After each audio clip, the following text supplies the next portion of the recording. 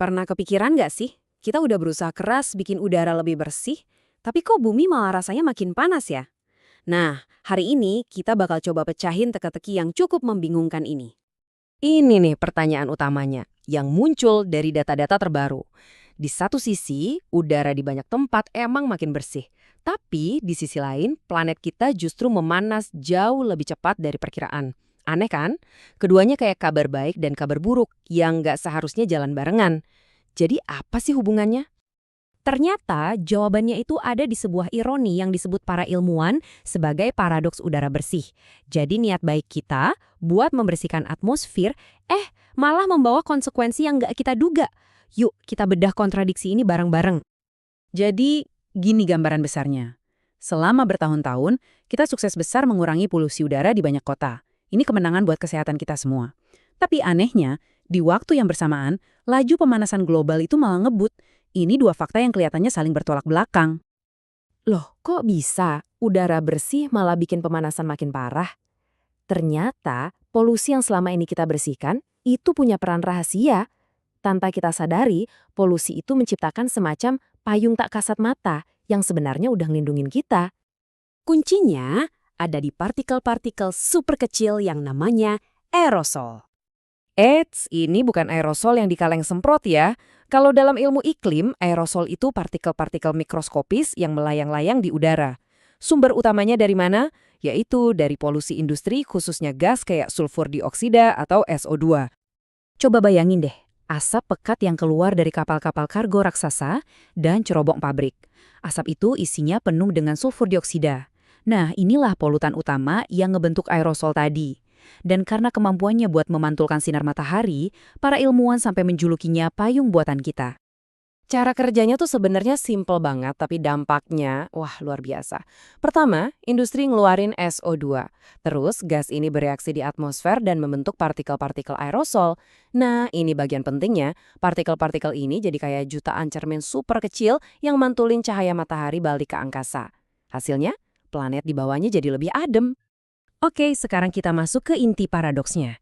Apa yang terjadi waktu kita mulai nyingkirin si payung polusi ini? Tentu aja, kita jadi kehilangan efek pendinginnya. Dan dampaknya baru benar-benar kita rasakan sekarang. Logikanya sederhana kok. Waktu kita bikin aturan udara bersih, yang tujuannya kan bagus banget ya buat kesehatan kita secara drastis mengurangi jumlah sulfur dioksida yang dilepas ke atmosfer. Nah, karena si aerosol pendingin ini asalnya dari SO2, ya, otomatis pas SO2-nya hilang, payung pelindung kita juga ikut menipis dan akhirnya lenyap.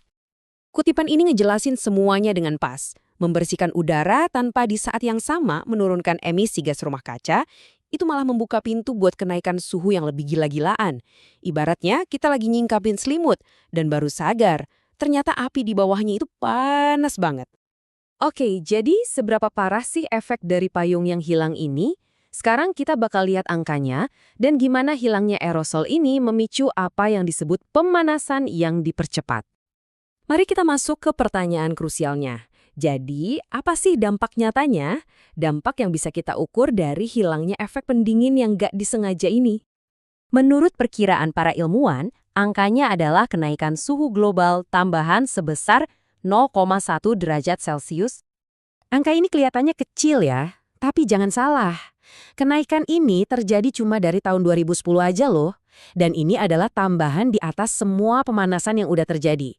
Kalau buat skala planet, nambahin panas segini banyak dalam waktu sesingkat itu, wah itu guncangan besar buat sistem iklim kita. Coba deh lihat grafiknya, bedanya kelihatan banget. Di sebelah kiri, itu laju pemanasan waktu aerosol masih ada. Kelihatan kan? Kayak ada yang nahan lajunya. Nah, di sebelah kanan, itu waktu aerosolnya hilang. Langsung melesat naik. Jelas banget perbedaannya. Intinya tuh gini, selama ini tanpa sadar, kita tuh seolah-olah lagi nginjek rem darurat pemanasan global lewat polusi kita sendiri. Sekarang rem itu kita lepas.